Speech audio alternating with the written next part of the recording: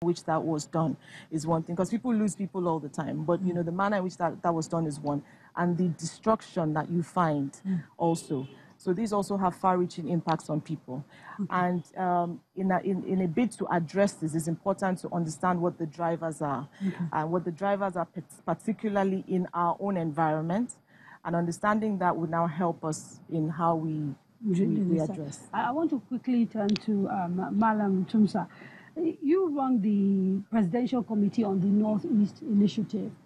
In doing your work, what are the issues that you are addressing directly? Are you looking at only the impact of the conflict, or are you also charged with looking at the underlying causes? I'm trying to get a sense of how you function and what you're doing. Yeah, I speak to coordination. The Presidential Committee on Northeast Initiative was created to function as a coordinating body for all the interventions that are coming into the Northeast. Now, before... Local and international? Local, international, and community-based.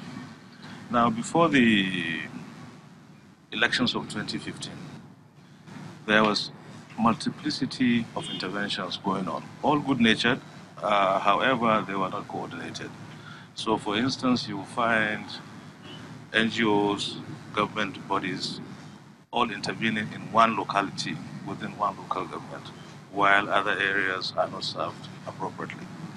So the Presidential Committee, as a first step, brought in all the plans of various interveners, so to speak, and the state governments in bringing out a plan that speaks to better coordination and also prioritization of activities going on.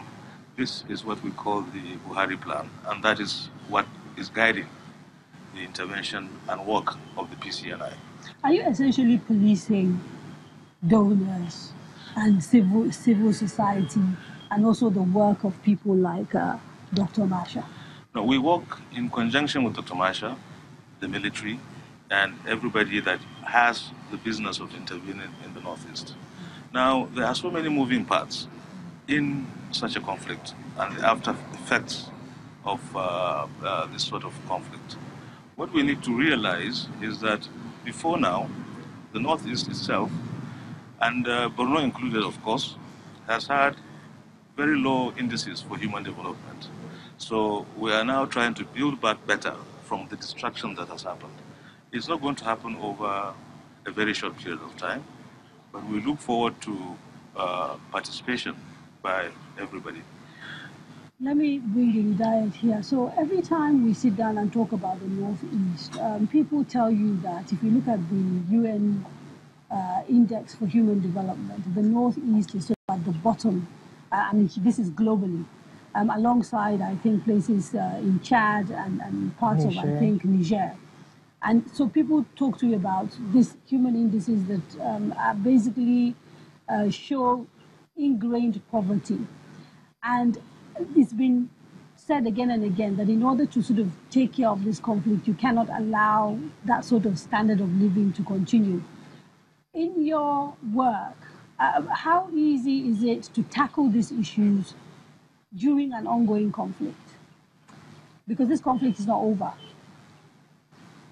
I think it's very important that whatever our intervention will be, we have to start talking in terms of counting the cost. And we cannot count the cost of the insurgency without actually going back to what the human development indices are.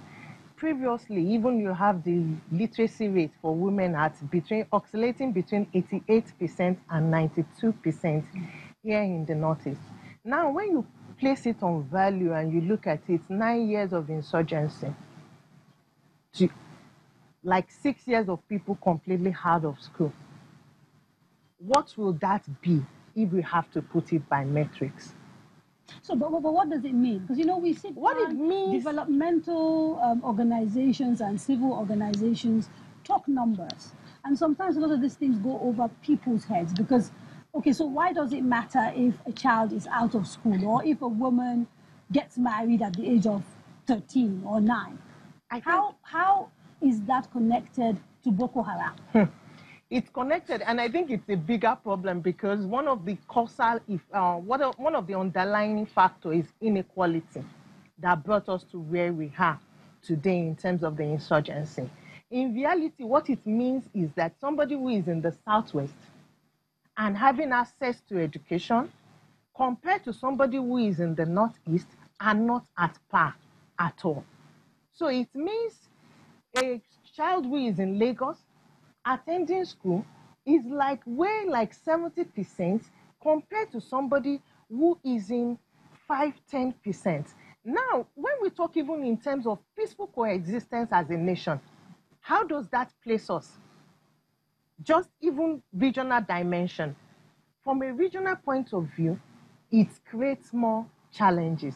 Now, the reality also is that several of our interventions that we are all engaged in, either as the PCNI, as the Child Trust, at CDD, we do not do humanitarian, we talk in terms of fixing cohesion, are not directly or immediately able to address some of these challenges.